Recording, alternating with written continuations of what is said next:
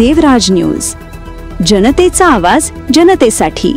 देवराज न्यूजला सबस्क्राइब करा आणि बेल आयकॉनवर क्लिक करा। दरेगाव कोकण खेडे रोड परिसरातील नागरिकांना गुरुवारी सायंकाळी 7:30 ते 8 वाजेच्या सुमारास रस्त्यालगत बिबट्या फिरत असल्याचे दिसून आले।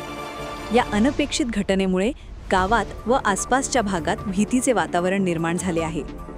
स्थानिकांच्या माहितीनुसार बिबट्या काही वेळ रस्त्यालगत थांबून होता, त्यानंतर तो जवळील झाडीत निघून गेला।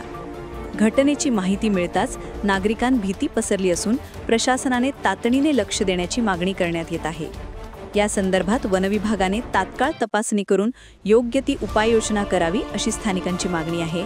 तसेच प्रशासनाने नागरिकांना आवश्यक सूचना व सतर्कतेचे मार्गदर्शन करावे असेही आवाहन करण्यात येत आहे। नागरिकांसाठी सतर्कता सूचना: दरेगाव कोकण खेडे रोडने रात्रीच्या वेळी किंवा एकट्याने जाताना विशेष काळजी घ्यावी। परिसरात कोणतीही संशयास्पद हालचाल दिसल्यास त्वरित वनविभाग किंवा पोलिसांना कळवावे।